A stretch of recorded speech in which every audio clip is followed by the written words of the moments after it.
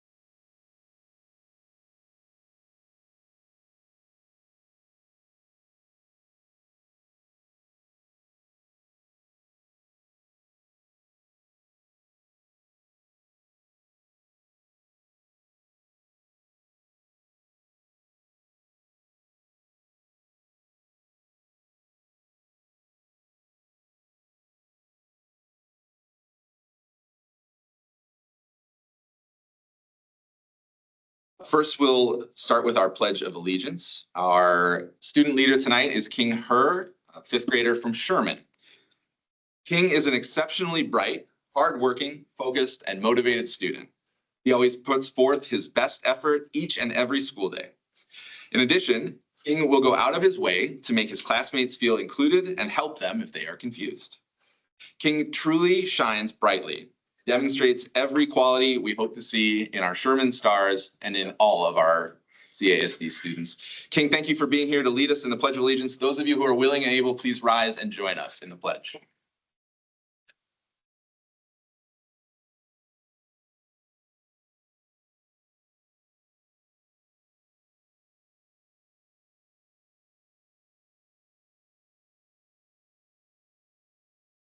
The United States of America, and to the republic for which it stands, one nation, under God, indivisible, with liberty and justice for all. Thank you.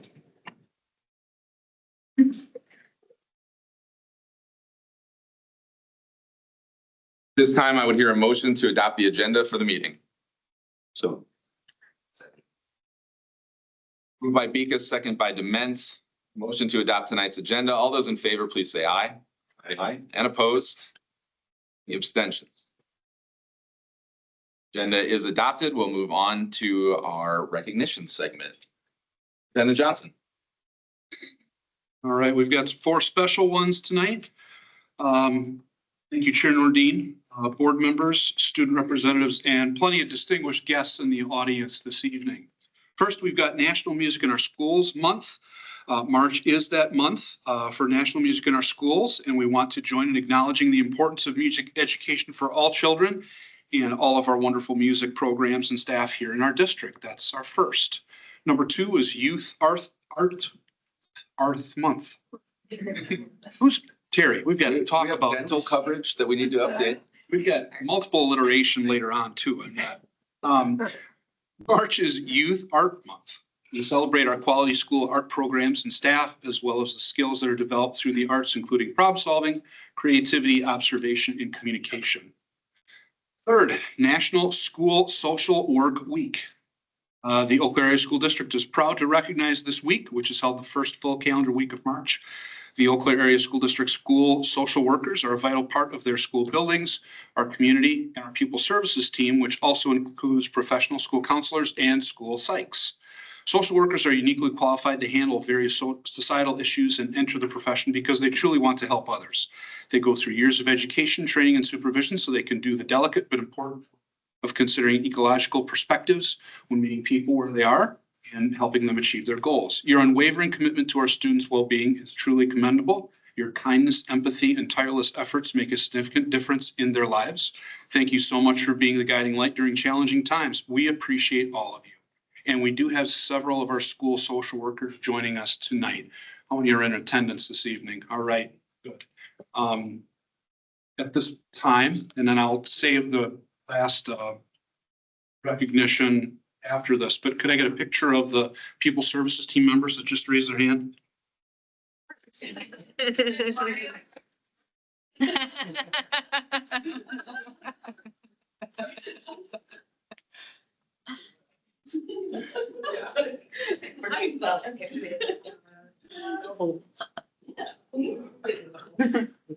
don't want to be in the middle. No, I Your don't. whole looks very professional. Go for it. Okay, scoot in. I'm so tall, you probably can't jump in where. Yeah.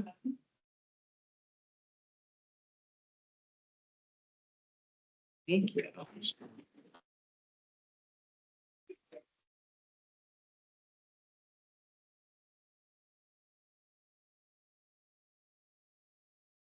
Like Mark Goings to join me right now. Well, it's been almost 5 years. With recognitions, most of you are here every, first and third Monday. I'm reading from the script, but not going to do that tonight. And I'm not supposed to address the crowd. It's really addressing the board. So I'm going to violate that tenet as well. But I just wanted to share a little bit. On June 7th, Jeremy Trainer will be the new president of the ECAE. And the first time in 11 years where we had somebody new. And Jeremy, thank you for your past leadership. In the 5 years I've been here, getting to know you, I'm sure you're going to do a tremendous job, and I'm really looking forward to it. That's replacing this guy, Mark Goings. When I started about 5 years ago, one of the things I asked Dr. Hardebeck, it was part of my 100-day plan. And, you know, interviewing 100 people over the first 100 days of when I started, you know, to get a feel for the district and to really get off to a great start. Just not just myself, but well, given COVID, I didn't get 100 in 100. It was more like 75 in about 30 days. But Mark was one of the first people that Dr. Hardebeck said, you know, he's very, very important to the district. And probably one of the, you know, outside the executive team, probably one of the first 10 people I got to speak to. And it was very evident from the start that he's always been about kids. It's always been kids first. Talks about, it's not about him or the association, it's each child. And it meshes so well with the board. And over the past 5 years, I mean, look at with COVID and everything, but Mark was part of that system leaders group that, you know, we wanted to get more people at the table, whether it was the directors, the assistant principals, the principals. And, you know, I did get questioned, well, why are we going to have somebody from the Teachers Association as part of this group? And I just said, well, why not? This is how I've operated in the past in other districts. And, you know, it just felt hand in glove. You were the right person to do that. And it was fantastic with what we've had to go through over the past 5 years, especially COVID. But everything in between, you know, we celebrate the highs and, you know, we struggle through the lows. And I've really appreciated it. You know, we meet every Monday, every first and third Monday, really on board meetings at 10 o'clock. And just to have an hour together really makes a tremendous difference for me and how much it means for our leadership team. And to have you part of that when we meet with principals and directors and system leaders, because it's so important. And, you know, we're on that positive, you know, that positive plane right now with our achievement and our growth. And you're really proud of that. And I know that you have had a lot to do with it and the people you represent. But you've always said it's not about me, it's about us and the work we do. And I just wanted to say thank you. It's really meant a lot over the last 4 or 5 years working with you. And thank you so much for all you've done in the 11 years as the ECAE president.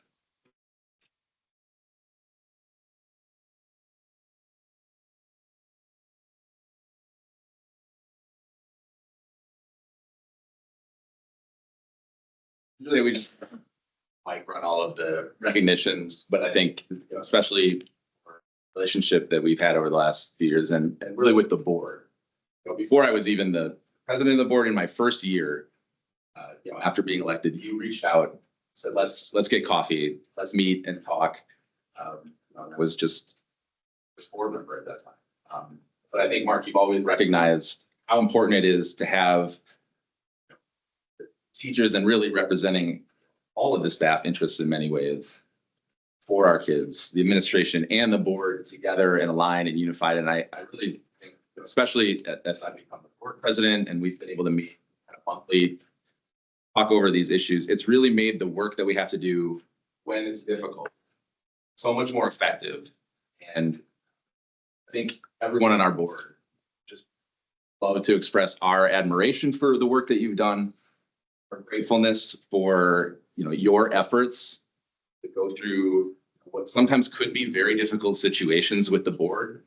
We're having to deal with full CPI, not full CPI. What are we doing with health insurance? All of these issues where you're caring for your people, keeping an eye on the whole district. And I think to me, it's really that relationship that we built over the years that's helped us to unify and really launch us on this trajectory. And, you know, for me as an individual person, and so much from our conversations together, I've enjoyed just getting to know you as a person alongside that. But I just wanted to make sure that we had a chance as a board, as me, as a single human being, to thank you for the work that you've done. Thank you for your service. Jeremy, I look forward to building that relationship with you over the next several years. But You're gonna be irreplaceable. Gonna miss you.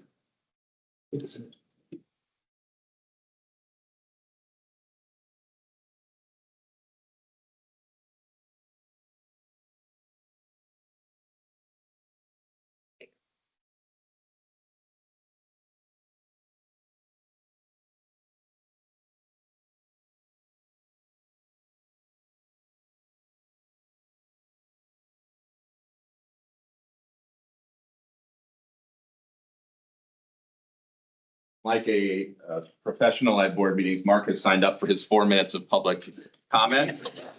We'll get to hear from him in just a moment.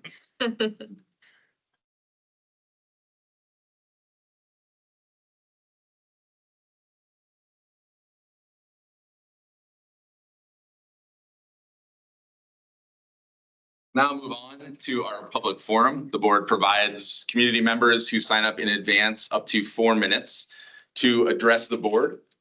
I apologize in advance and I will cut you off. We are very particular. Sorry, both Marks tonight. The board does not hear personal complaints of school personnel nor any person connected with the school system in a public forum. When your name is called, please just come up to the podium up here, restate your name for the record, and then there'll be a timer for your 4 minutes. Our first speaker tonight is Mark Lundeen.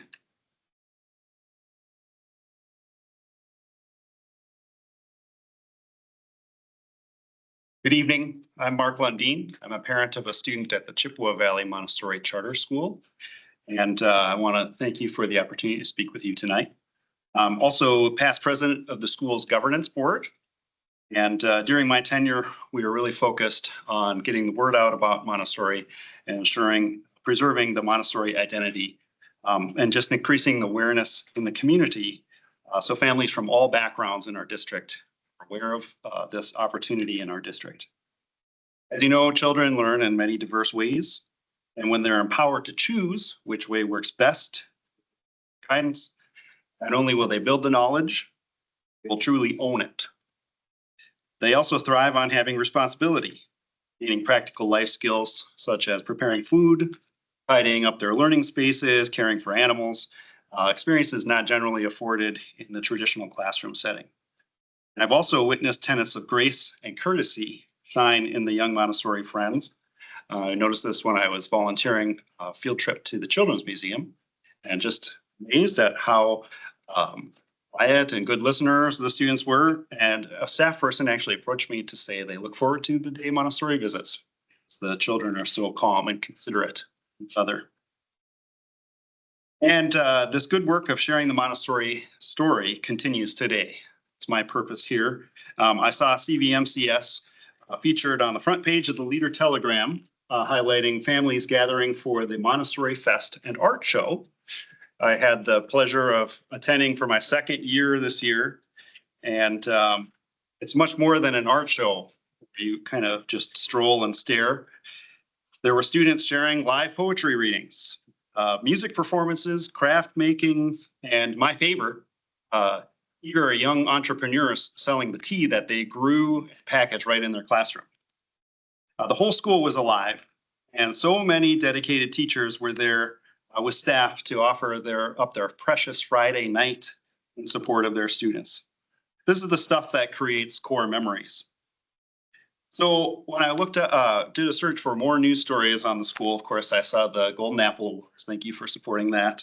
I saw that the school is featured in a Volume 1 article recently highlighting the Fun Fridays program. This program, one Friday each month, community members are invited to the classroom to share a special hobby, talk about their occupation, explain any cultural traditions they'd like to share, close to them, conduct science experiments, and so much more. The piece in Volume 1 opened up with how enthralled the students were when they were learning from a vermicomposter, which is a worm farmer, who of course brought buckets of worms to share, and a hydrogeologist who is presenting how to make a water filter with items that could be found. And I also hear stories from my own 7-year-old daughter about today we learned from a yoga expert, and we had a world music presentation. And this is open to all community members. This is the stuff that creates core memories for our young people. And the best part about it is that visitors are always welcome to witness Montessori in action during the day or at evening events. Visitors are often greeted with tea and may even receive a special presentation from a student on various work in the classroom. It just takes a phone call to the school office. Miss Amy will help get you scheduled for a visit. So again, I'd like to thank you for supporting the Montessori Charter School in our district and all the inspiring things that are happening there every day. My dream is that someday the school is able to expand and eliminate the wait list so there are no barriers to any family who wishes to have the opportunity. And finally, I thank you, our commissioners, for sharing your wealth of experience and support of all of our schools. And if you haven't visited yet, Lundin, you Yeah, go. just missed it. okay, please visit and thank you. Thank you.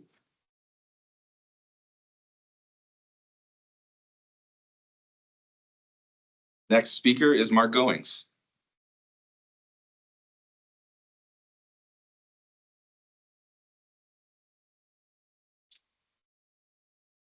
My name is Mark Goings. I'm from Augusta, Wisconsin. First of all, to Tim and Mike, thank you very much, and board members. You that.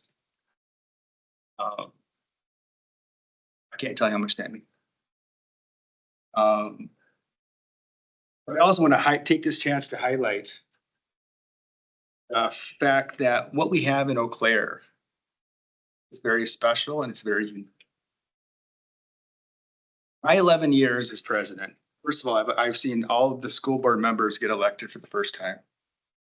I've seen our superintendent and our entire executive director team come to. We are moving in the right direction. We have great things happening here. And if you look at the last 11 years, there's a lot of ways that things could have gone.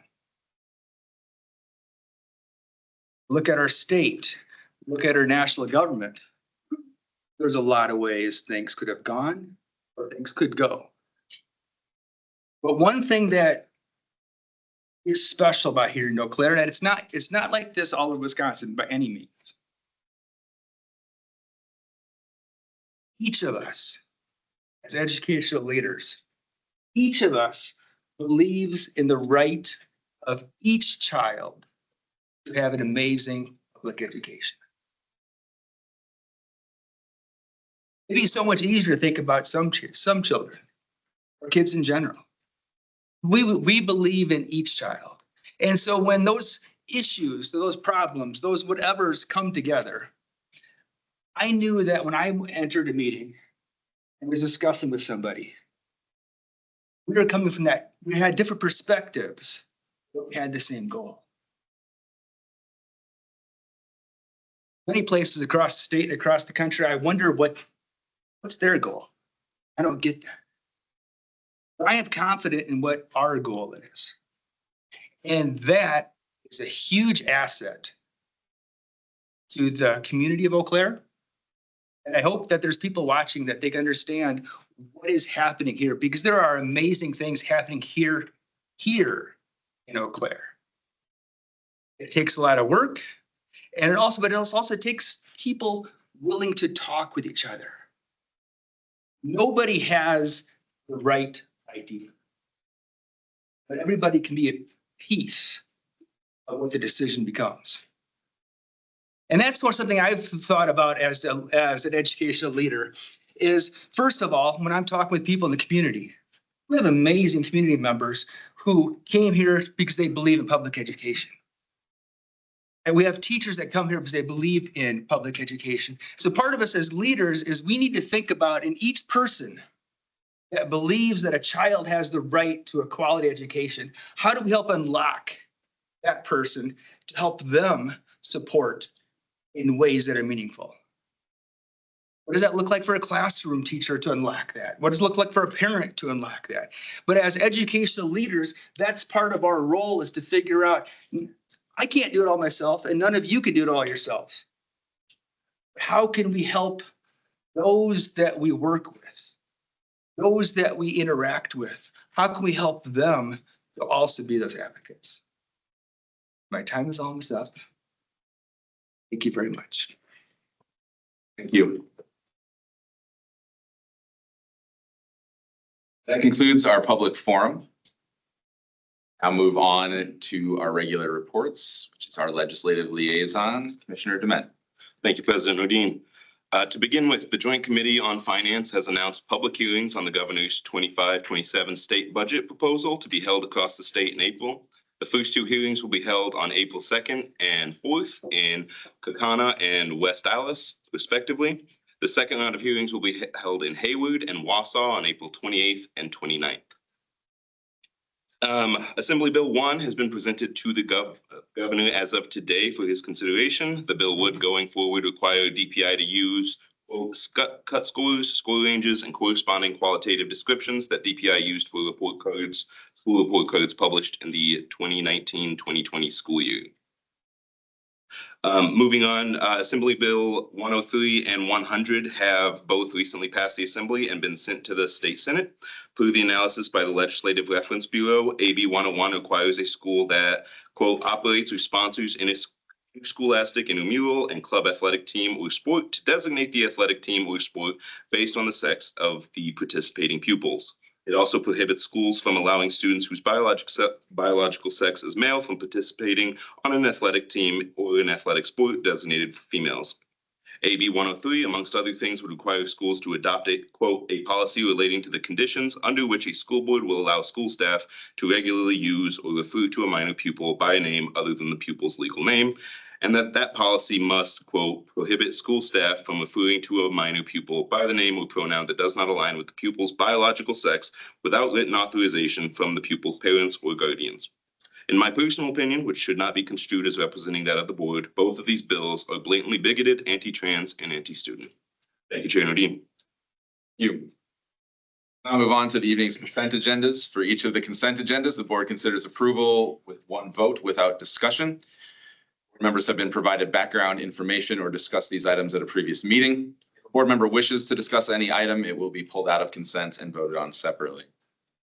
We always do. We start with the superintendent's consent agenda, which tonight includes human resources, employment report, financial report, October 2024, financial report, November 2024, payment of all bills in the amount of $5,003,714.80, and net payroll in the amount of $7,728,076.86 for the period of January 1st, 2025 through January 31st, 2025.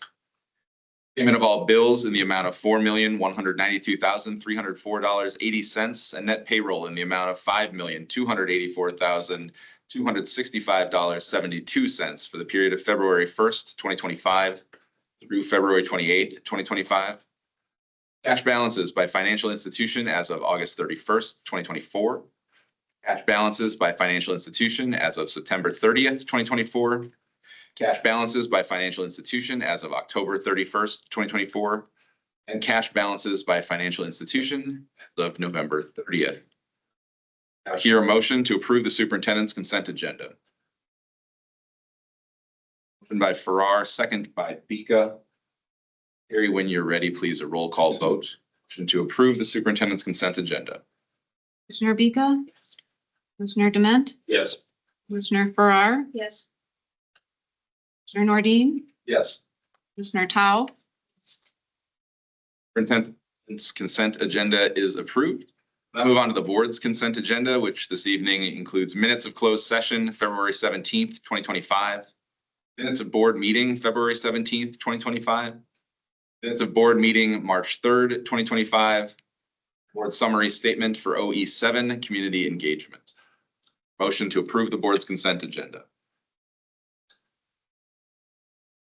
By Bika, second by Farrar. Motion is to approve the board's consent agenda. All those in favor, please say aye. Aye. Opposed? The abstention. Board's consent agenda is approved. This time, we are about to adjourn to work session for some policy discussion. I would hear a motion to adjourn to work session. Moved. By Dement, second by Bika. All those in favor of adjournment to work session, please say aye. Aye, and opposed. We are adjourned to work session. Let's move to the tables and get started in a minute or two.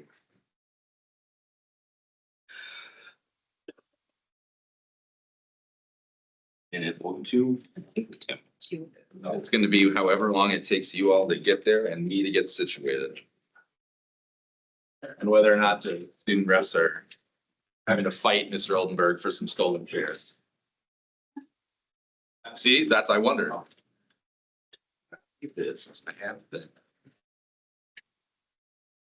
The fact team, I know they're here. I told you. They told you. For you to start for the discussion on like, That's what I thought. I have a bunch of. Better than you. no, you will be. Anything is better than me doing it. I just throw it to you first to kick us off. Because I feel like it was your idea, wasn't it, that for the homework? Smart fun. I mean, I'm. In our tradition of if the board member isn't here, it falls to you. The grand PM has worked out again.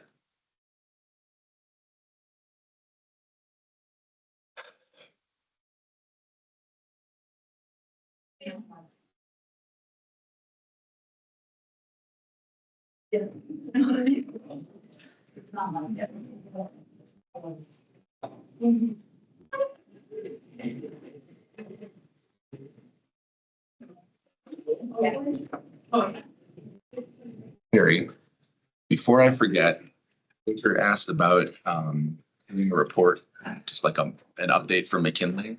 I'd like to put that on the reports for the next meeting. So we'll do like legislative liaison and then McKinley update.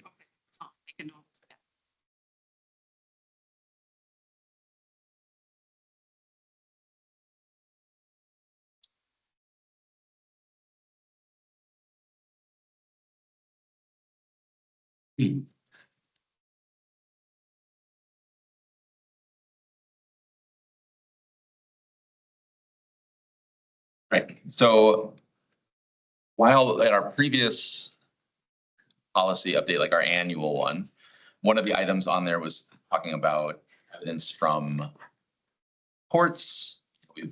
We've done essentially, we're ending here our fourth cycle of monitoring reports. And obviously we have each report, we talk a little bit about the evidence and some ideas that we might have for how to improve it or where we think it needs to be changed or that we're pleased with it. We often are. But we had a conversation in one of our meetings that it might be helpful to be able to just, as a group, take an extended period of time to talk about some of the ways that we're viewing as our board changes over with new members, but also as we get more mature in understanding these monitoring reports. However, before that, we're just really quickly, when we did OE5, we had a request from the administration. They suggested combining OE 5.2 and 5.8, which Terry has up on the screen. Thank you, Terry. And we just decided it was something that we could handle quickly, get a board disposition way or the other. We decide that we want to keep them separate, then that's probably all we need to do. If our feeling as board is that we do want to go with that, then I would say we probably just would sort of consensus that tonight. And then I would write a draft and share it with Dr. Bika and maybe one other. And then we'd bring it to the full board for an approval and an amendment of the policy later. So I hope that we can just kind of get our disposition on that. I guess I'll just start on this to say that I understand, Ben Johnson, why, because of the evidence that's presented there, why it might make sense for you to want to combine those two into one item. For me, I feel like there's a qualitative difference between monitoring the idea of checking practice research and then we're evaluating programs. I think certainly like as it's shown in the evidence, right? We're using that in order to help our evaluation of programs. But I think for the board, from my perspective, I like the idea of having them separated because not all research review is program review and vice versa. But I think, I'd love to hear from the rest of you because we could certainly do this and make it into one item, which or flow a little bit better. Tim, could you expand on that a little bit? How are they, I guess, independent of each other, reviewing program releases using best practice research? So for me, right, the idea is that I think that when we put in this subpoint of the OE, right, is that all of our work should be based around research on best practice.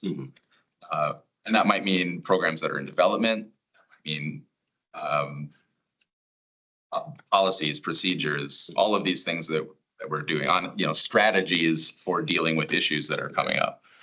And that should form the basis of regularly evaluating, modifying as necessary to ensure effectiveness, right? I mean, that's almost like the heart of, we want results. And if our programs are not getting results, we want them modified so that students can continue to do better. But that's not the only thing that I feel like is necessary for us to understand the best practice research. So I personally don't think that Zhang or Executive Director Van Vliet would develop any sort of programs without, you know, digging into the research and doing this work. But combining them would allow that to not be done and the boards to not have a mechanism to look at that in the future. Then this is, it's not, I'm not going to plant my flag in the thing if the rest of you are like, this is easy enough, we can just put them together, because the evidence is very similar often. Because so much of program review is also making sure that it's still in best practice, right? I mean, we moved ahead with Act 20, right? We were ahead of schedule because we're reviewing the best practice and recognizing that we need to make changes. So that program review had it in there. Sorry, that's very long, but that's The reason we couldn't make this item address both of those things together, so that they can provide the same evidence for both of the things if need be. I mean, I think that's probably, that's possible. I just see them as like one as larger and one as, you know, smaller. And this is also the same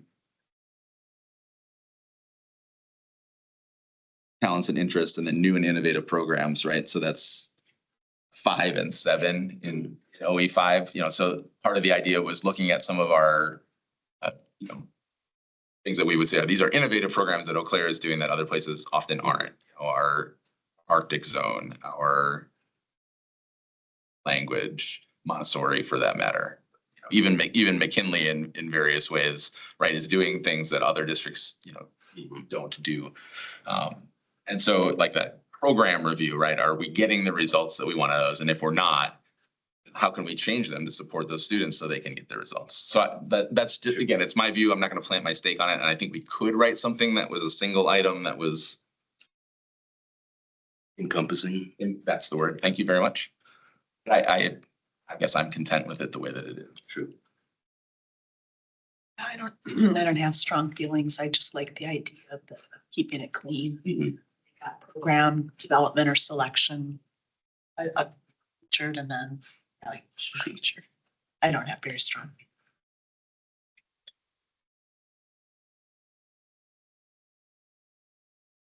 I also don't have strong feelings about this.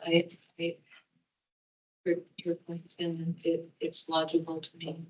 But I guess if the issue is that we're going to be seeing the same evidence for both,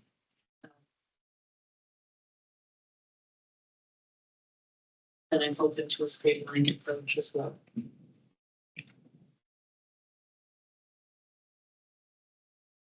But I do agree that program review has more purposes beyond assuring that there are best practices underpinning those programs, and that's a typical cycle that all, you know, curricular programs undergo on a regular basis. Yeah, I don't. I mean, I guess the only thing that just crossed my mind, the current 5.2, although this isn't necessarily the point of a monitoring report, it does give the board, provides education for the board, gives you a chance to hear about how a program was selected. You know, and that maybe should say that the evidence is going to be different each time. Get the background on the program in 5.2, shift over to the outcomes, and That's persuasive to me. And I do appreciate that insight on board education about learning what best practices are within a particular curriculum.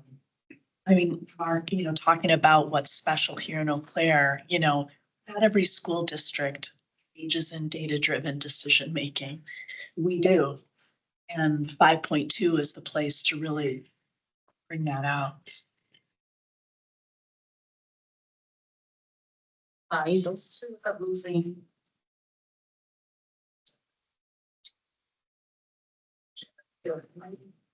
Said I don't have really strong feelings about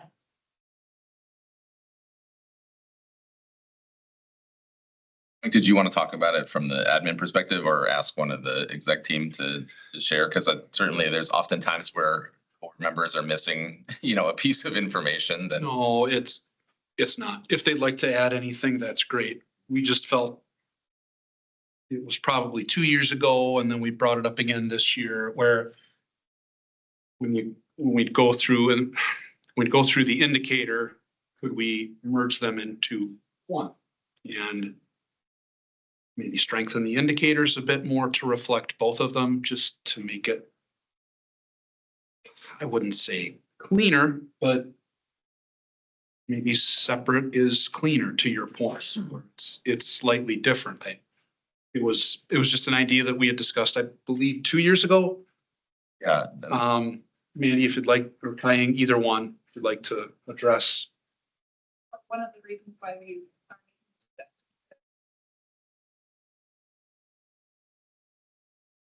steps of that is to research best practices.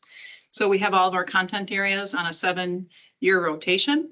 And so as we do reflect on the evidence that we would bring forward, it's all embedded within that continuous improvement process.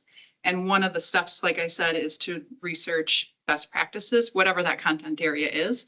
So as we reflect on it and as we go through the process of reviewing different content areas, we would have different evidence to show you as each year, there'd be different things to put in there, but it is still the process that we're holding ourselves accountable to sustaining that model and keeping that in place so that we have high quality programs in place year after year. And I think that's the piece that is really important to this. Yes, it's what's happening within the content areas, but it's about having that process and model in place.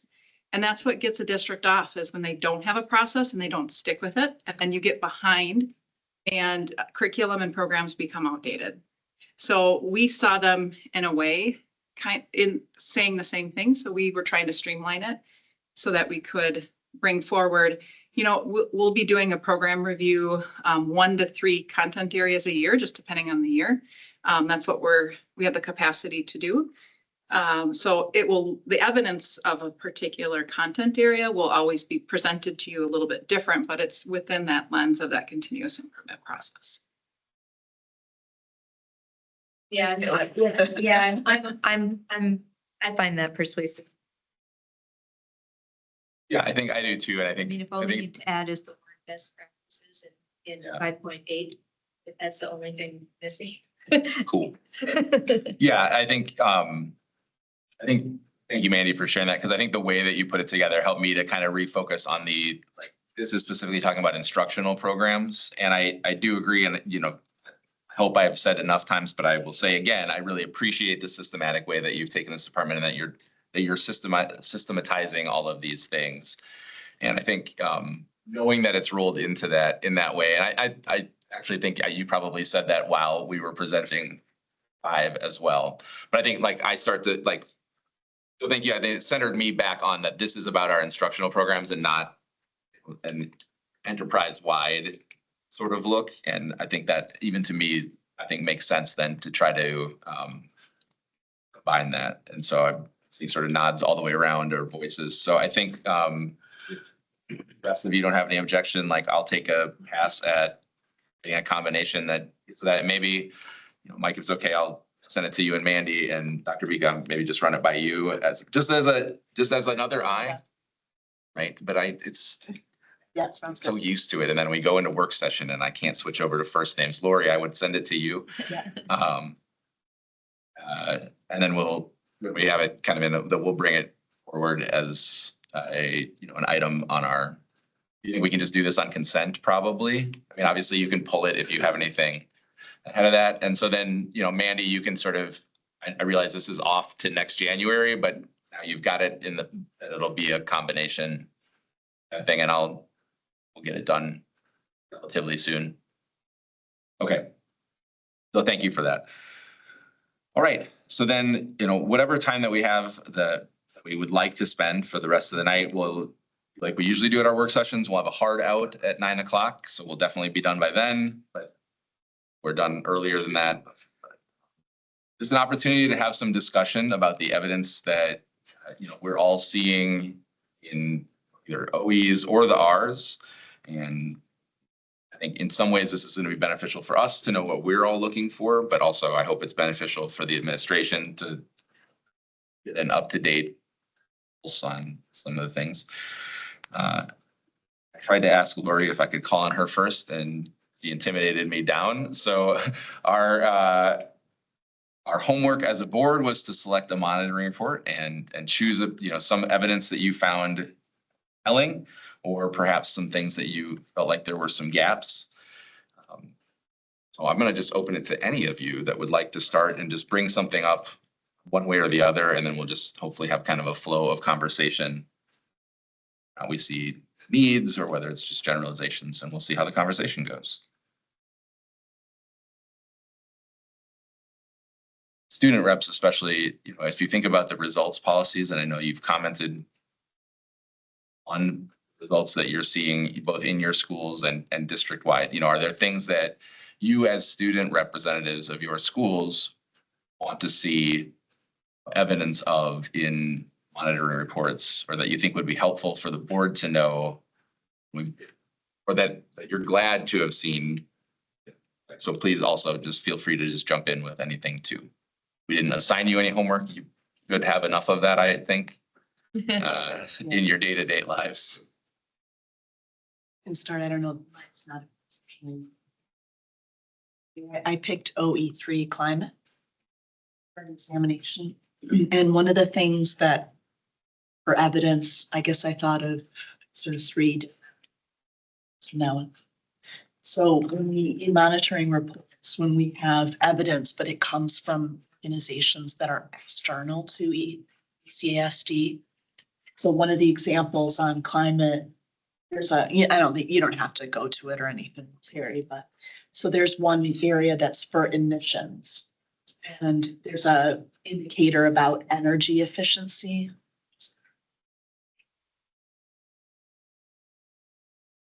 And in that indicator, there's a pretty big section that covers data from Excel Energy. And I thought that was really ineffective. I thought that we should, because it's Excel's performance. It's not even our performance as an Excel customer. It's more of their general trends. So I thought I would remove references to any outside district organization, or at least just relocate it to an appendix, just to separate it from the CSD data. The other thing that within climate, we don't actually have outcomes for like student transit. I'm saying like emissions, right? So what about vehicle emissions? So here we've got a contracted service reporting on their outcomes. So I thought that would be emissions. So I don't know how, that's one thing. How do you balance if it's it's not like, so the ECASD umbrella, who do you include? Who do you leave out? That was my, how do we balance? Right. Obviously we have to contract with Excel. We choose Right. student transit, but also they are an outside entity that we, obviously we could flex something in a contract negotiation to try to move them towards that, but. Well, I think even if we're not moving whatever impact they have, I think we still have an obligation to own it as ours, because we're the ones. Well, right. I mean, we have our commitment to zero emissions. Mm-hmm. Second point is closely related to the first. So in climate, there's a transportation goal. And it's indicator 3 about fleet. And this is a case where, again, there's the outside influence, and we're kind of stuck waiting for another organization to do something. I remember Jeff Nestor correctly, he said, it's an indicator about the feasibility for ECASD fleet to have electric and alternative fuel vehicles. And Jeff said there is no current available. We couldn't even purchase new fleet vehicles if we wanted to. And so to me, it's an indicator that doesn't have any evidence.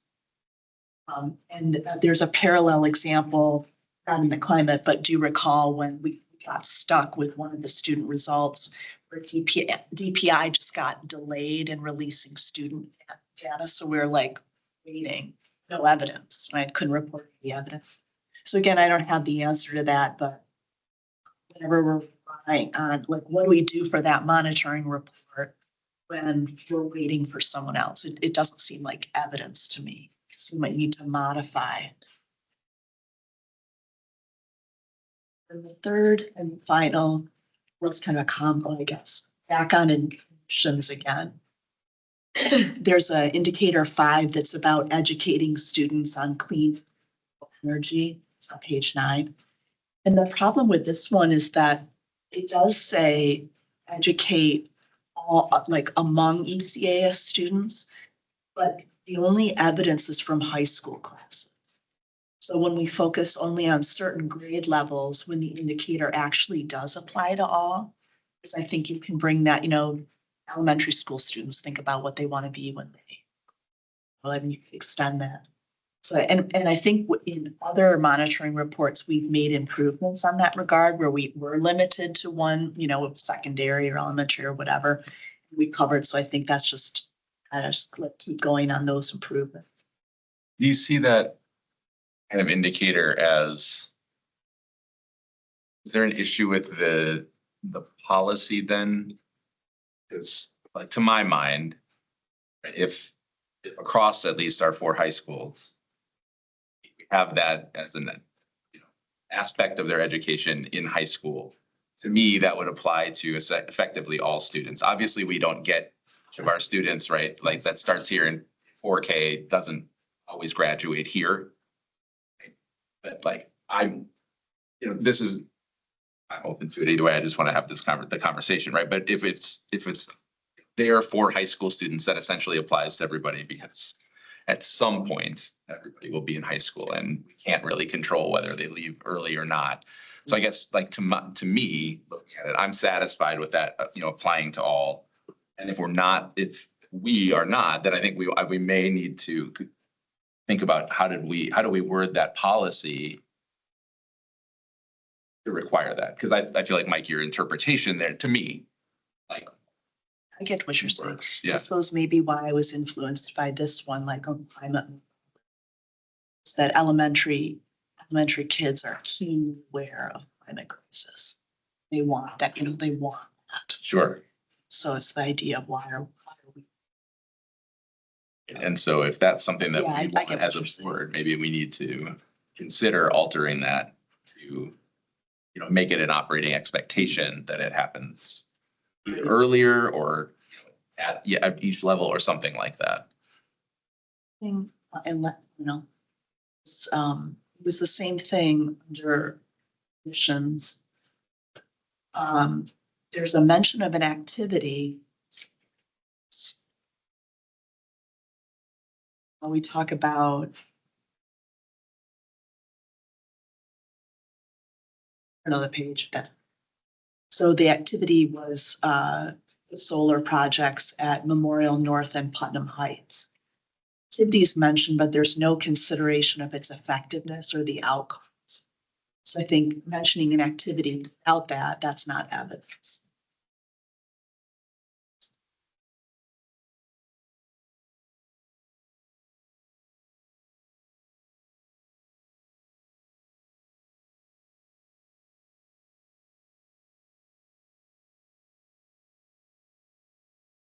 Responses or ideas or anything? I mean, just jump in, obviously, all the time. Or we shift gears to somebody else wants to share, if there's other things. I do, the idea of, activity without result and evidence, I think speaks very strongly to me as a generalized idea of what I want to see as in some sense, like adding more, the outcome is, now we're generating roughly this many kilowatt or what. I mean, it shouldn't be hard, like for the solar, it should not be hard to, I haven't walked by the display at Northland Memorial to see if they're running or what the updated stats are, but I mean, like, if nothing else, that probably could be pulled immediately off of their like Excel sends me the information, or I have the, an app for our solar panels that tell me this is how much you generated last year, and that shouldn't, I would think that wouldn't be too hard to pull. Maybe I'm wrong. And I think in anything, right, activity without result is less effective at best. It's like the focus on results without the data.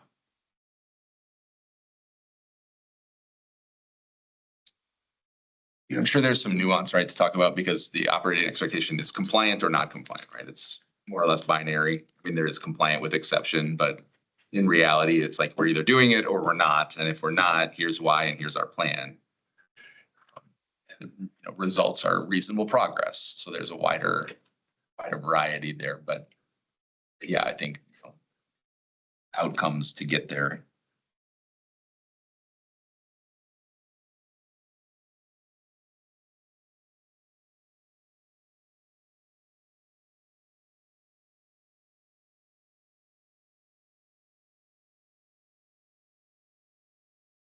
Somebody else want to share something that they thinking about as preparation?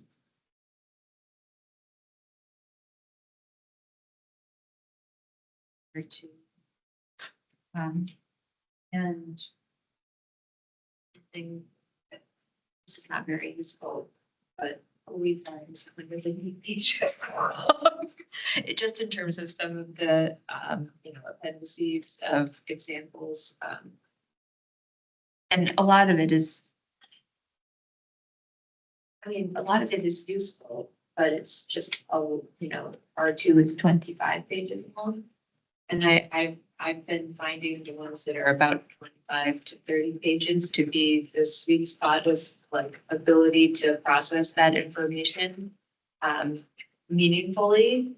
I realize that not all things can be boiled down in that way. And it's a very, superficial kind of entry point for just like how long it is. But I felt that R2 was just very tight in terms of the disaggregation of the data, the clarity of the present just presented information. It continues to be work in process, right? Mhm. And I think it also will evolve sort of board to board. Yeah. Because everybody but Pa here has been now through multiple cycles, two for you and 3 and 4. And so we have a different kind of comfort. Yeah. Right?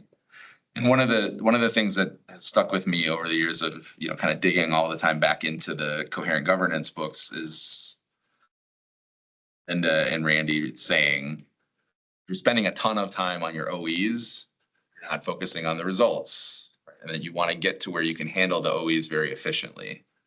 That lends itself to like, what can we do without? What appendix can we cut out so that it's now only 80 pages or, and so on. And also still get to the point where we have confidence as board members Right. that the operational expectations are being followed so that we're not surprised by something that comes up either in public or just in general, or, it's. Right. Like so for instance, there's the culturally responsive practices equity tool, curriculum and source adoption link. And that's really useful. Like I not that I understand every detail of that document's process, but seeing it there gives me confidence, like, oh, this is there, this is how it's done. That makes sense. Right. You know, and so even if my examination of it is more superficial, like I still gain confidence in the process by seeing it there. Yeah, I mean, so much of our work builds on relationships with the superintendent and trusting that getting the information. Mhm. And I'm personally thankful, Mike, you know, I think we do have this relationship where we're able to talk about the hard things. Right. And I really appreciate that from the executive team too. I think, you know, saying it's okay to, we're not doing well at this and have that conversation even when it's tough.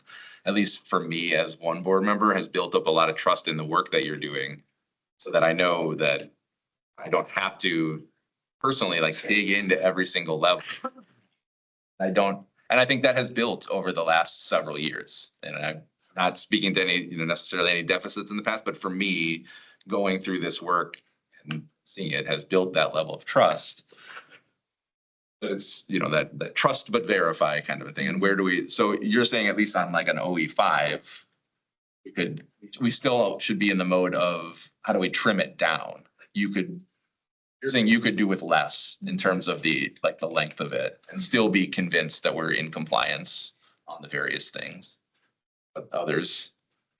I agree with that. I think some of the stuff I saw in the appendices for OE5 seem to be things that were publicly available. So maybe instead of including those in the report, actually just do it. And then we don't have to include it as well. Yeah, I do remember, I joke, I can't remember how many cups of coffee I had today, but I do remember this year, but especially in past years, we have been talking about the certain number of, whether it's a PDF or a certain report. I do, and I'm not sure if it was this one or if it was a different one. We included X, but you don't have to go through the whole thing, or maybe take a look at the executive summary. But I think I do it, and I'm glad you alluded to it, Tim. I mean, this group, we're not into scrubbing data. We show you the, you know, the good, the bad, and the ugly, and we talk about the ugly. But what I really appreciate about our board, and I know the rest of the executive team and the administrators here, is that you celebrate the good. And I think there's that trust that's developed over time that we don't necessarily need to add a 38-page document itself.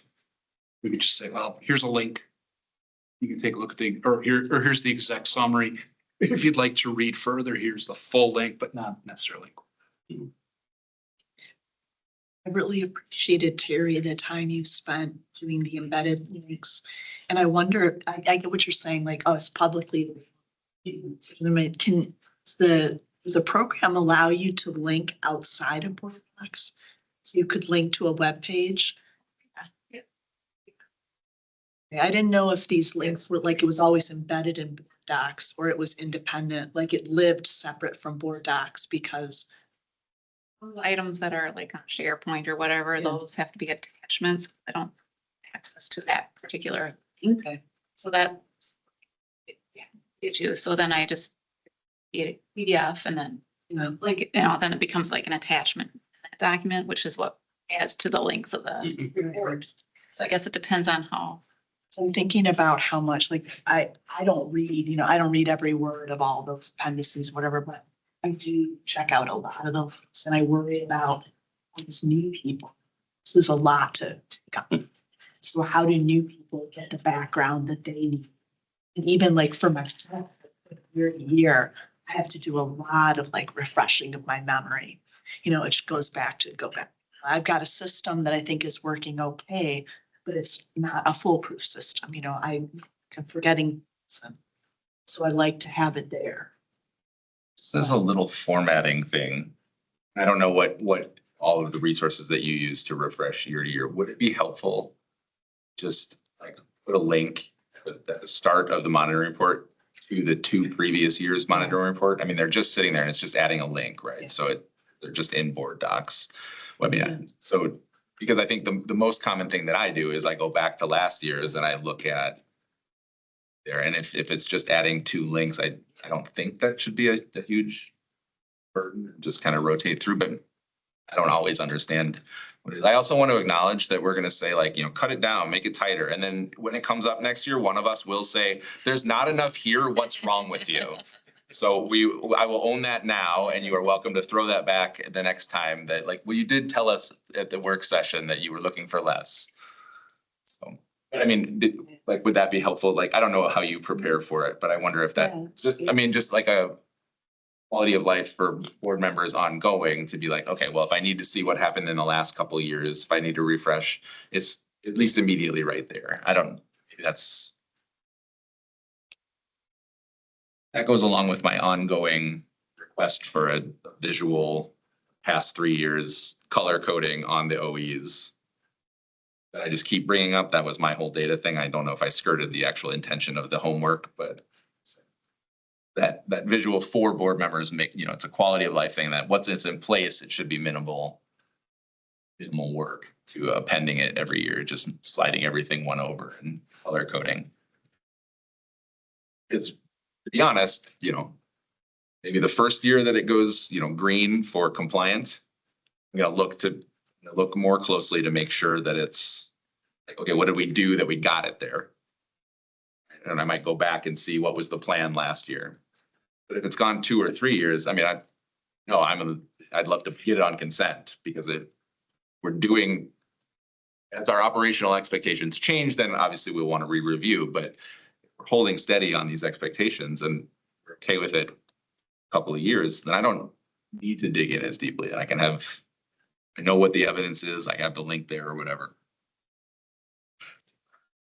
And again, no, please, I'm done.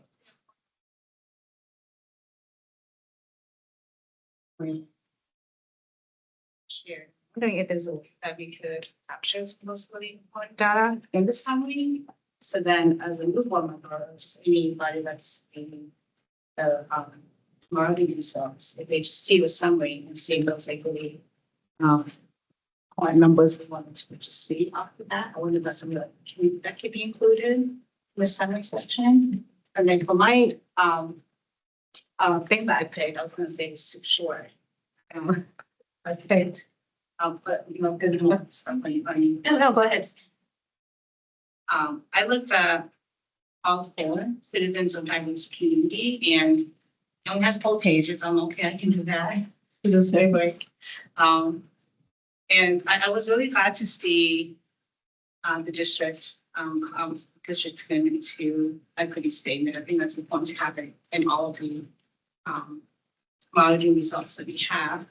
I'm wondering why there's so much less data in this section than the other Rs that we have under this, these monitoring results. And then jumping back and forth, but just in all one altogether. I appreciate that the data of like aggregated in a way that we can see Asian, Black, white, and that kind of thing.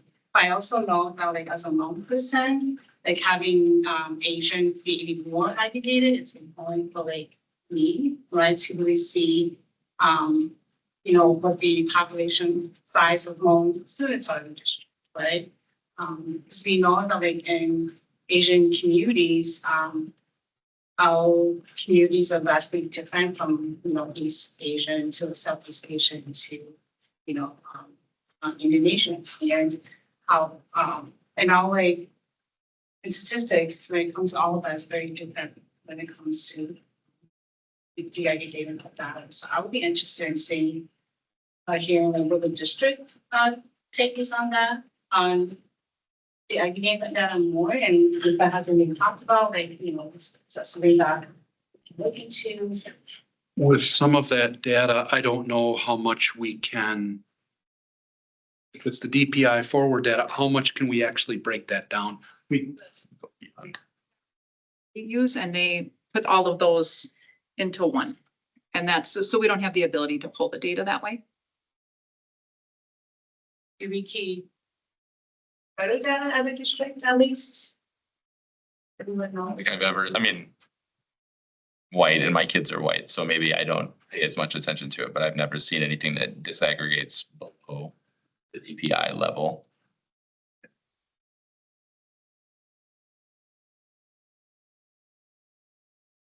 And I wonder if, I mean, we've been talking about R4 and the work that we're doing to try to get to that data, like that's been one that we've been working on. And I wonder kind of if you want to talk about kind of the work that's been going on, because I know we have been working on that, talking about how do we get more, like what can we do for indicators for these? That is definitely our trickiest one. And I know it's an ongoing work. So, and maybe you don't have much to say, but I think, you know, you're sort of the expert in terms of, you know, more so than I will say at the very least, in what work we're doing, you know, on that and how we're evolving it as we get more into it.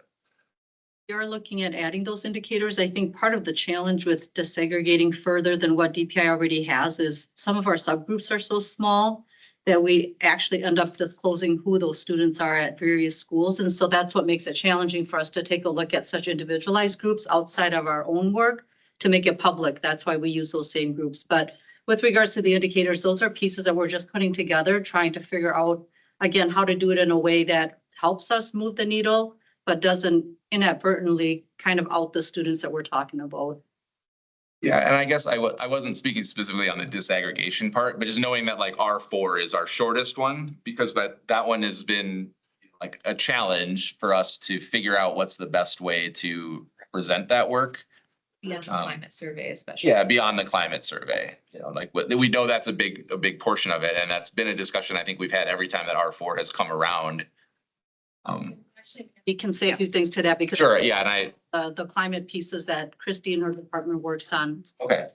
As we continue to do the program review and make changes in the areas of curriculum and instruction, we're hoping to be able to then have different data points that we can bring forward for some of those policies as part of R4. We know that that's a challenge. Getting the ability to collect data and the processes that teachers, you know, it seems like it's a really easy thing, but to bring, like whether it's a survey or assignment, to then put into place and have all teachers use so that we can collect the data and then use the data in a meaningful way district-wide, that is a pretty significant feat. And when we go through our program reviews, we have the ability to pull some common assessment data. I'm just throwing some examples, some formative assessments. We are looking at the social emotional screening data that might be appropriate for that monitoring report, but we just administered that for the very first time this school year. So we are looking at ways to add additional data points to that monitoring report. And I hope that we'll be able to bring those to you in the future, but it will still be a kind of unfortunately a slow process. As we continue to do this work, we hope to add to it each year. I'll just say, I mean, we've watched it grow over the 4 cycles.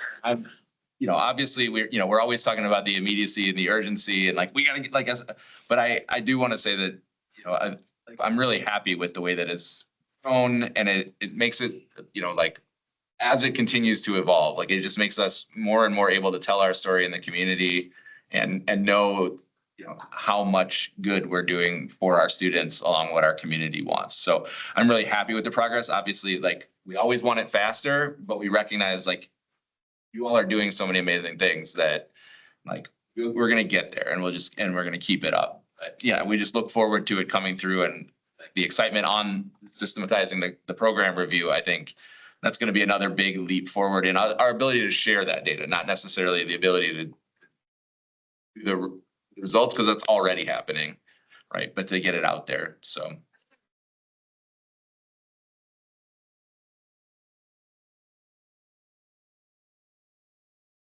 That is strong or that it's in place and that we know that it's to fidelity. We don't want to bring that to a monitoring report if we're not confident that it's telling us the right story. So it does take to get a process like that in place district-wide, it takes a little while to get that in place. So we are working on cleaning up some of those ways that we can collect data to make sure that it's clean when we bring it forward.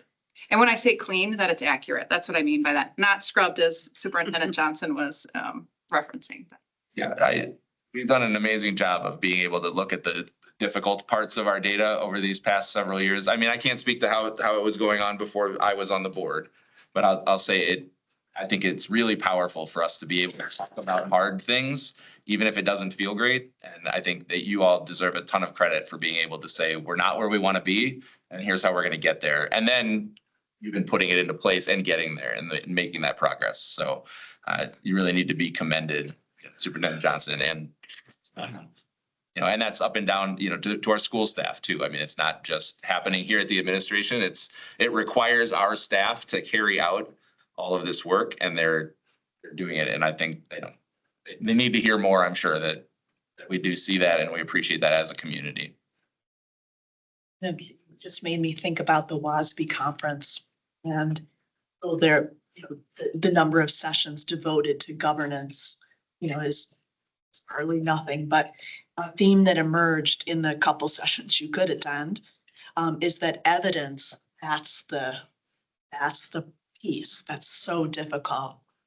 There's Q&As and audience members are asking, how do you identify the evidence? How do you represent the evidence? And a lot of times, answers from presenters, we're not sure. And it got me thinking about us doing a presentation at WASB next year focused on evidence, because I think it's the link. It's that final thing that districts really need. And I think we've been really making great progress. I appreciate what you said about getting that it's good data. We're figuring out what that is.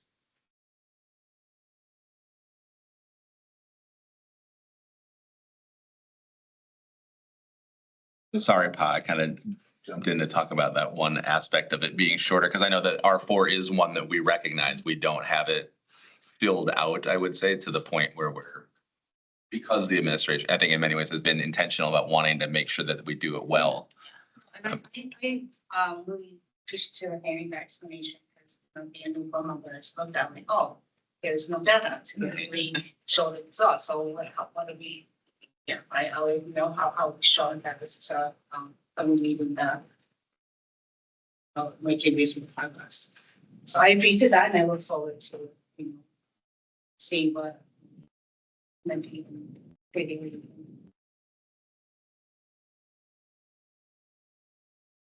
There are other items that you had out just while we're on. Yeah, I think we're just that and the engagement task. Okay. It would just be we don't have any forms or formats to disaggregate different Asian populations. I wonder how and then it would require us to invent our own and then. I wanted to, because I feel like,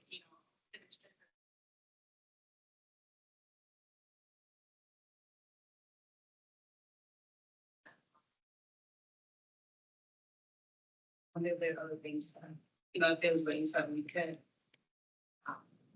do something, I know, I'm not sure if the school district up in Minnesota keeps better data, but I think that this neighbor to us that has more population. I wonder what they do for, the data when it comes to working with it, the need. And I share that because I think, in Asian communities, when students attend colleges and, when they graduate and they take their SATs and stuff like that, those data are not often aggregated, so they get lumped into certain things that put them up, so that accessing services and accessing what they really need. And so I'm feeling like we need to start here in the K-12, but to really capture those information and the data so students successfully make it out this. Obviously, you had many years working in Minnesota school district. Just the one, right? You work in more than one Minnesota school district. Just the one. I mean, I don't know if does Minnesota subpopulations in any of the ethnic groups that I think they're basically like ours, but that was 30 plus years ago when I was in school. Yeah, it didn't break it down, with the general.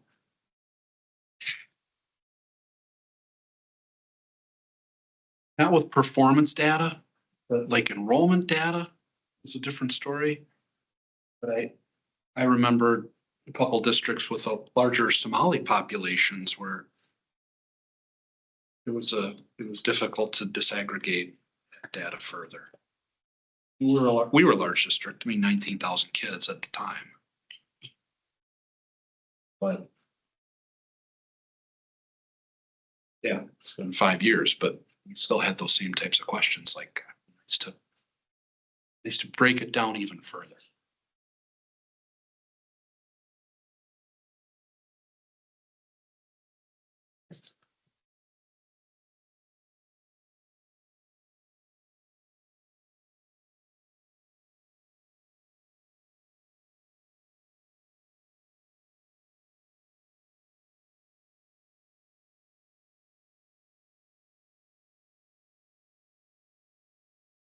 I know it's been so long since my kids, but what were the data had, when you had the family demographics or the student demographics, what is the race or ethnicity? I mean, do we have that? That's just in district records, Right. specific race, ethnicity categories. I thought our, No, and like in family data, student data, how specific do the racial, like how specific is the racial categorization? It's for DPI as what, when they when they enroll, they choose. It's the same that we use that are according to DPI. So those same categories. I don't want to, I you're clearly don't- correct. I don't want to minimize what you're saying, but I also wonder about sort of a bang for the buck sort of effort there, and how fine can we get? Like, is that most effective use of resources to design an entire new system just for us to bring it into place? To get down to, I think certainly I would guess that once we were to separate out our Hmong students as one category into other Asian subpopulations, now we're getting into very small amounts of students. I just want, like, you're not wrong, and it would, if we had unlimited resources, we should do that because there are those differences. I just wonder about how hard do we push on that one slice? We don't have unlimited resources, and it's there. I don't like that. It feels yucky to say that because I don't want to minimize that it would be effective and that it would be useful. I also wonder how much.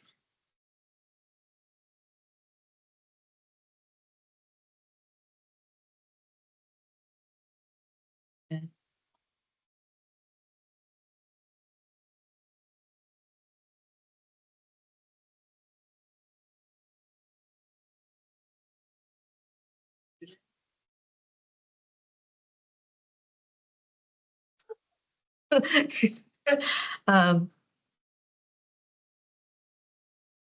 we aren't in a position to make operational plans, but I think if there are ways that we can gain insight, either through demographic data or through other tools, to understand the specific challenges of a major subgroup among our students, that we should do that.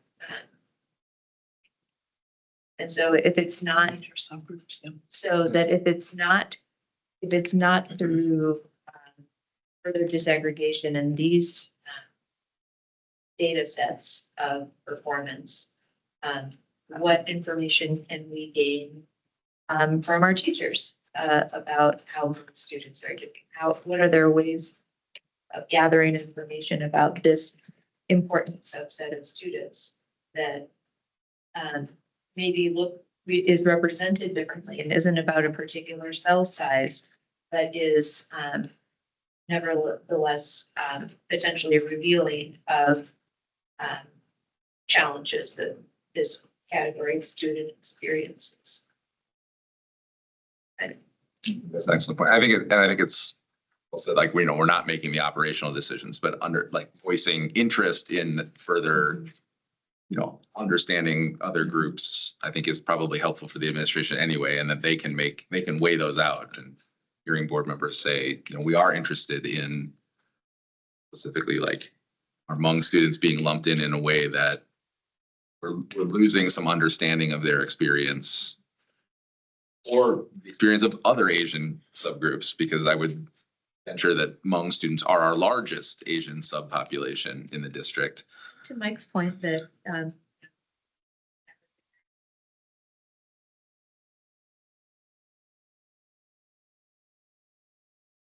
experiences,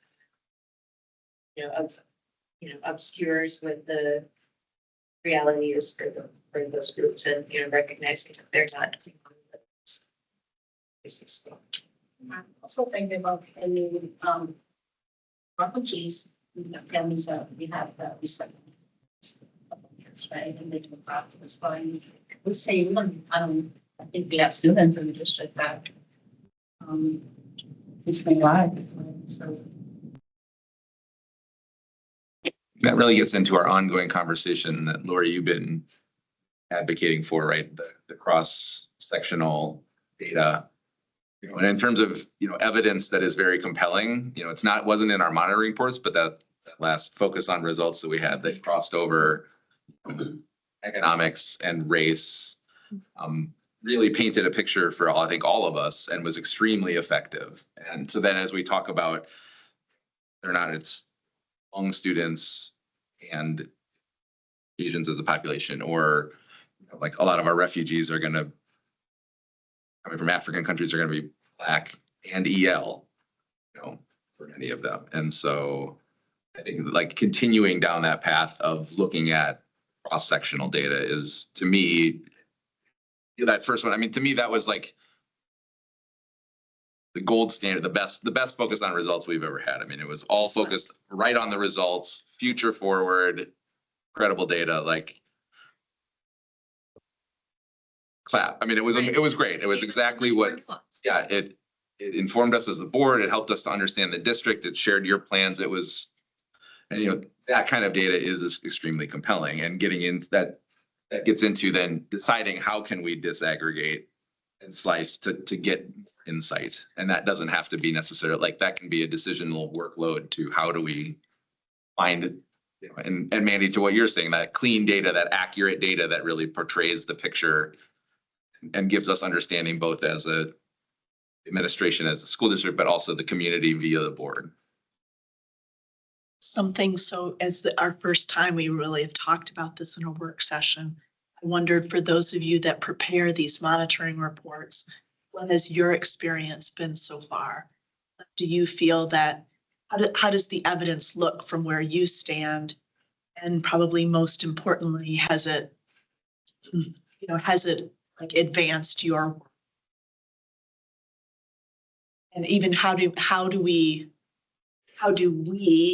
like kind of respond to the evidence? Like, is it how you have expected? Has it been different? Remember, you're being recorded. Just, I can see the deer in headlights look like you, but I'm only joking. Like, I think that, preparing the monitoring reports and the focus on results presentations for the last few years, trying to meet the desires and the needs of you as a board has at times been challenging, because sometimes you want different things, but you have held us accountable to the right work. And that's what we do come back to. I think that we have made changes within our department on how we function and the work that we're doing, so that we can use the data to make informed decisions and then bring forward the results to show, is this working or is this not working? So I think moving forward, as we continue on our work, we are thinking about the data that needs to be in place to show whether or not this is the right work to focus on, with maybe a future, it's not only about the focus on results presentations, but how do we show that this is the right work? And how do then we present it to you? How do we present it to the community, especially with the passing of the referendum, to say this is working? So I'm trying to think back to your question, Lori, but has it caused us to change our practices? Yes, but I think it's in a positive way, because we should be held accountable to the work that we're doing. Although you said something interesting that reminded me of the survey, like when we did our board self-assessment and the leadership survey.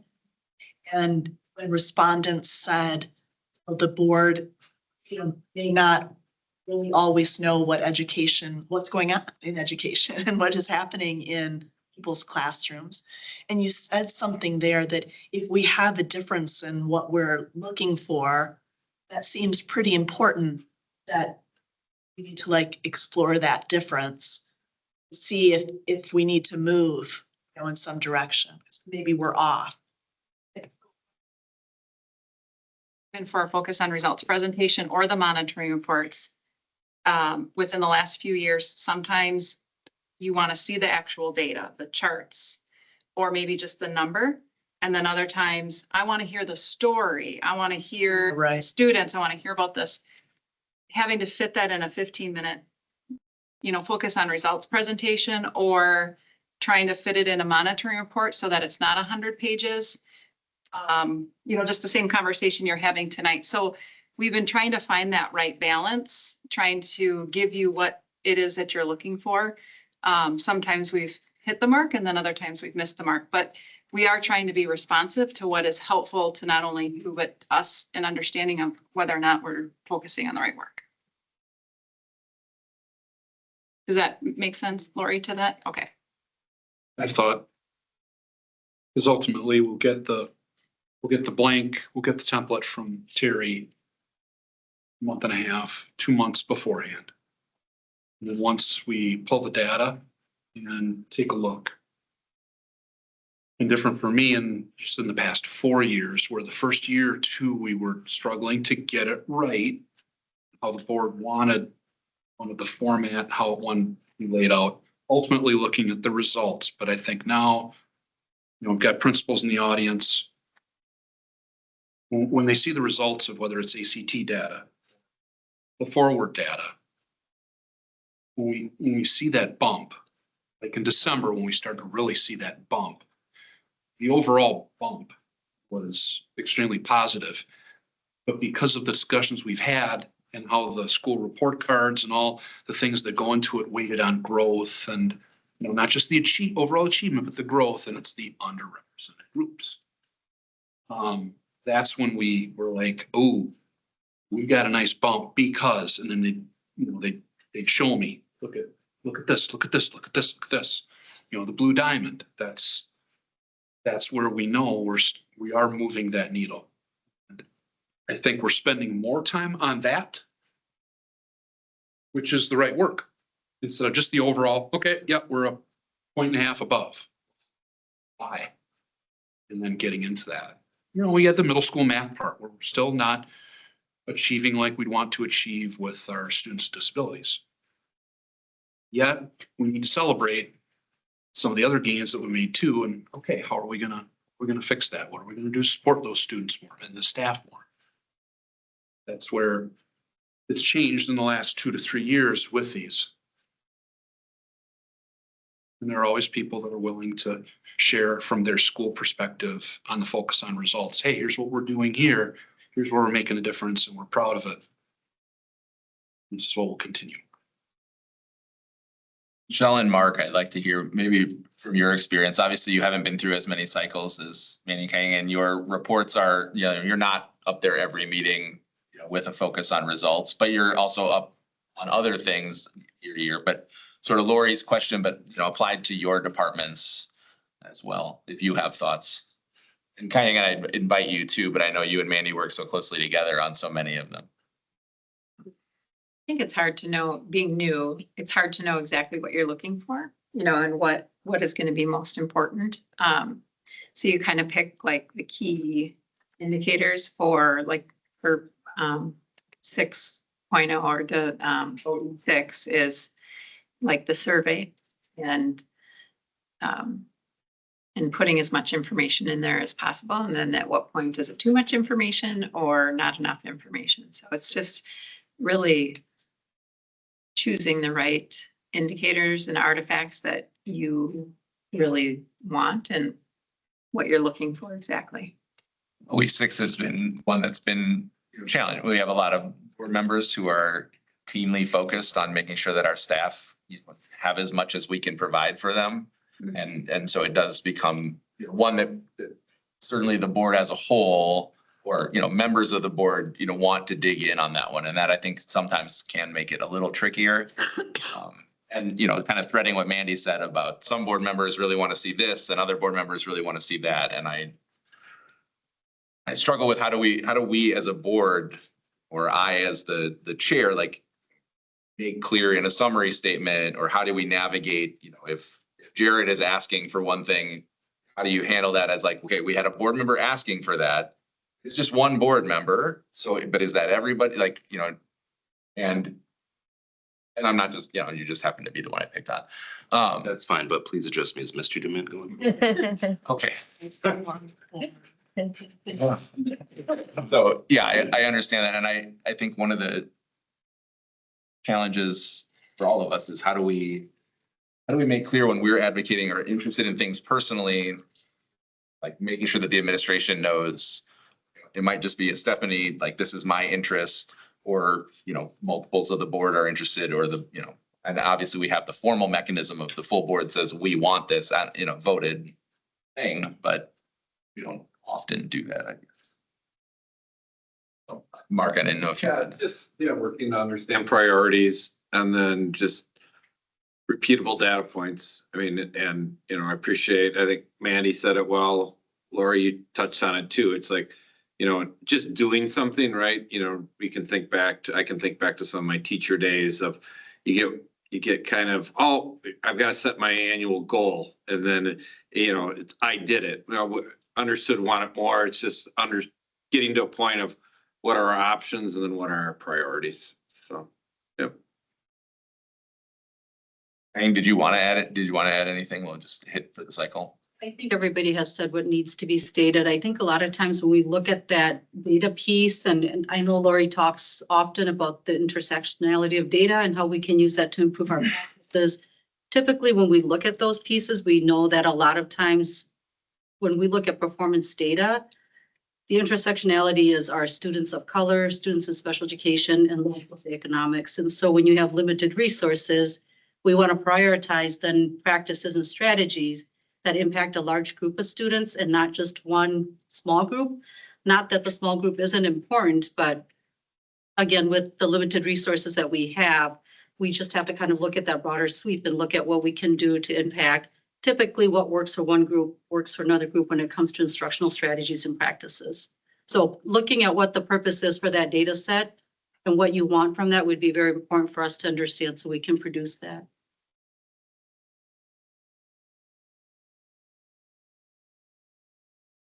Appreciated the intentionality of looking at that bottom left quadrant of the, low growth and low achievement, and saying, how do we resource and approach getting that growth to where we want it? I think as a full board, we're convinced that, if we work on that quadrant, if we resource those, that it actually is going to have all boats rise alongside it. And I know that, that goes to bang for the buck. And I think the systematizing that you all are doing is going to help us hit that bang for the buck and really put into place so that we can appropriately use resources to get each student doing. So I guess that's just more commendations on the work that you're doing and the thoughtfulness that you're bringing to the work. And that applies across, like funding is obviously part of the resources. The human resources are part of the resources. That's all of you working together towards these goals and putting a system together. And especially, bringing teaching and learning and HR together more closely, and the finance department more closely, like integrating the whole thing. I mean, just having you in closed session together and being able to talk about sensitive issues and get those perspectives. It's just becoming a commendation fest, and I should be meaner, but I just really want you to know how much we appreciate and see the work that you're doing and the effects that it's having on this district.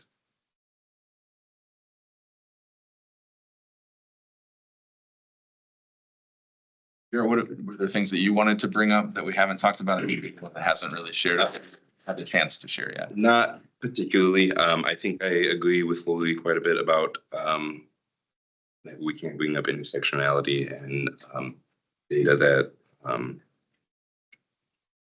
supports that. But I think we've said. Reps, I know I just kind of jumped that question on you at the start of the evening tonight, but are there types of information that you've seen about your schools or the work that the district is doing that's helped you to understand and potentially like talk with peers or just be able to really share that in your role? And I know, like, Winter, you brought up to me earlier that oftentimes one of our blind spots as a board is we tend to focus on the, 80%, the North and Memorial students, but we're not often referencing McKinley, or I would say also the virtual school. Like I will say it's easy for me to just think of the high schools and just be like, well, most, it's North and Memorial. And not that those don't matter, but it just slips through the cracks. But anyway. I've noticed with data is not something that helps us knowing what's going on in our school, but we realize that like we're not open enough as McKinley for like people to know what's going on in our building or like how we're doing. So just trying to get more people involved or like be more open when people are asking what's going on and tracking what we're doing better. Because I think I heard McKinley be brought up twice before this afternoon. And it was, I forgot what her name was, but the speaker said that she didn't have nothing on McKinley since last year. And then another time when I forgot we was about this, I was like, oh, never mind. Don't have anything. Yeah, and I think that's important to look at the different, the different schools' successes and thank you for that. I was gonna say, I was wondering if we could add something either in OE5 or R2 about how students view themselves in terms of competence and success to gauge a better understanding of the student's mindset and how we can improve that at the school. Is it written down or did that just come out of your? It's written down. Okay, would you email that to me just so we can send that on and Superintendent Johnson on it as well, and then, but will you also read it one more time so that I can hear it again? I was wondering if we could add something in OE5 or R2 about how students view themselves in terms of competence and success so we can understand their mindset and how to improve it at the schools. Wonder if that would be, instead of R2, if it were gonna, I think it's worth considering. And so like when I get that, what I'll probably do is put it on our like policy considerations. I think if it were gonna go in R, it would probably fit better in R3. Good, I'm getting nods from the people who really know. But I think it's worth us considering student self-understanding or self-efficacy as part of that, or how does that work in, whether it comes in, some evidence in one of them that's already there, or whether we add to, but that would be really helpful. And was there anything? I have a follow-up. What the data collection look? I feel like we could do like student surveys of how they feel, but obviously that won't be the perfect way because a lot of people won't do it or lie. Maybe if they like have a meeting with their counselors and like they do it together, it would promote more truth. But I'm not really exactly sure right now. How easy is it to adjust, like we write the questions for the student climate survey, is that correct? That would be like one way that we could, do it in a survey that already exists if we decided to go that direction. Survey, I do agree that would be a lot of survey that a lot of us get at the start of the school year. At least I know we did it in North and Memorial. So we would ask us if we had a teacher and all that. A lot of kids. I was one of the kids that would sit and skip all the time. Like, our data was not included with like how we felt like in the school and stuff. I feel like a lot of kids with how they feel, like competency wise, and how they're doing would get missed. Same like a lot of kids like they dodge counselors and that. It'd be really hard, I feel like, to get that data for how kids are feeling, how many people dodge. Because like even with how we do it at McKinley is a sheet at the end of each week, like a lot of us still like dodge. It's like, we actually don't feel like it's speaking. Any ideas? Really hard to get Does the YOBS have anything to do with this? As well as our student climate survey. So, and we do require all of our students in 6th through 12th grade to take the YRBS now. So we have a much better data set now than we did once upon a time when only juniors took it. Well, that's one of the data sets that's being targeted. The current president. So when you look, those data have been removed. So we have to prepare for these worst case scenarios with data collection. Things, I've show those data to my class for, over 10 years, not available anymore. Due to staffing challenges at DPI, they were not able to provide us the YRBS data, so that has been absent from some of the reports in previous years. We may have with the social emotional screener that we implemented this year, we might be able to get at some of those pieces, but we're just implementing that this first year. So we'll see if it's something that we could bring forward for future monitoring reports. I wonder if some of the preparation we'll be doing is developing more in-house because these national assessments are not going to be available anymore.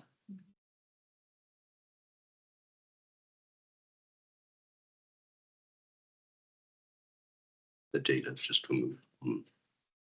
Public access, cool. Super. It's not true.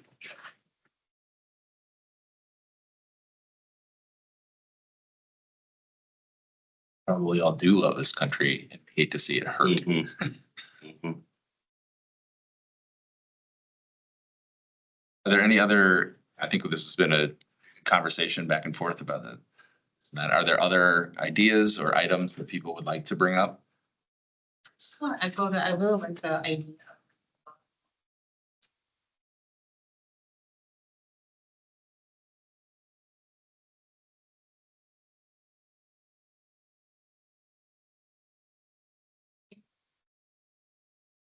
About resources, so we have all the data we need and I also wondering how we can frame it from more to a goal of what the districts do, how can we engage with them as a school with the data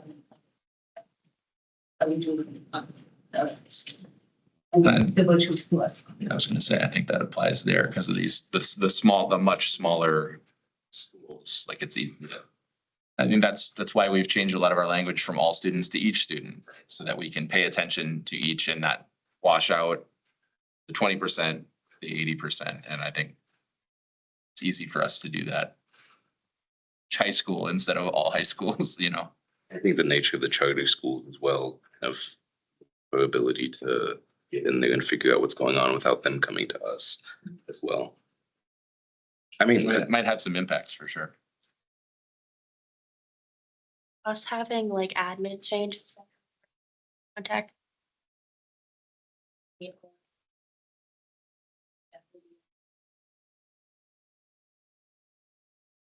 As long as it's kind of like planned, we're open for other people from the district kind of coming in and seeing how things are going and we actually see like how our classrooms look.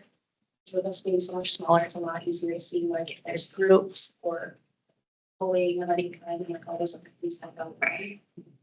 That get missed in like a bigger environment. We've had a few different people that come in and just kind of look at stuff. So this is how it is. Can I ask a question, Sonoma? I'm new, so I don't know how the relationship between the district and the county and the virtual school. So can someone share with me like what ship is, like how are they funded the same way that Montessori is funded, where the district has to say some things that have their own governance board? How is it different from? Public charters, and they've been instituted for many years, and they do have their own governance board, So they don't go Montessori. just like Montessori. And I know they've been very receptive for visitors. You just carbon copy me or make an appointment to visit with Nate or Misty. The kids they love seeing adults there. The staff loves seeing adults there. I just suggested, something and we had a bake sale just the other week. It was pretty super cool and proud of their work, but any given day, it's unique. And the staff have unique skill sets and the kids really, they do a nice job. Proud of their work. Yeah, just.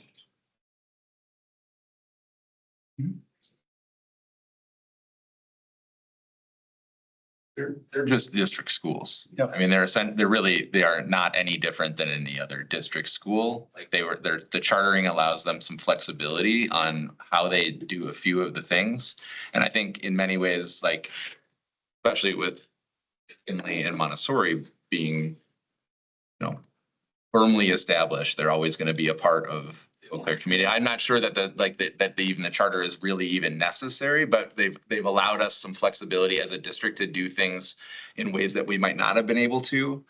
But they're really no different than any other school in terms of how they operate. And then, the virtual school new, and again, gives us the flexibility to offer something slightly different that we might not have been able to. There's they're not treated any different or considered any different than any other of our district schools. I feel like most people's parents now and like delinquents, bad kids, JDC kids. So working really hard to see where we go out to show like we're not that. We are just like any other high school student and our few middle school students. We're not like fight everyone we see. Like we want to be a part of the community and do what everyone else does.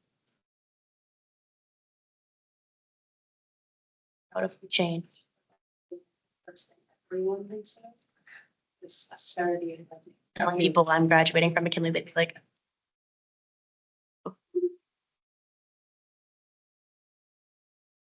I'm really glad to see that change, new to the community. Because I think as a parent, a long time, all I know McKinley is that it was a school for delinquent kids. I didn't want my kids to graduate from McKinley, and so I'm really happy to see that turn around and to see that the work the school is doing to really change my thinking. I'd love to see how the board can listen to those work, right? I see Marcia here, be me up for the comments. And I appreciate that because my kids go to Montessori and they have all parents involved, right? And so I wonder how can we replicate that with my kids too? So then we can help with the work that we can do.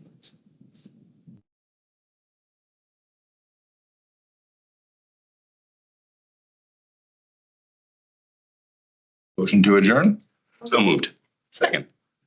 Farrar and then Dement. So we have a motion to adjourn. Those in favor, please say aye. Aye. We're adjourned. Thanks, everybody. it doesn't have the same effect without your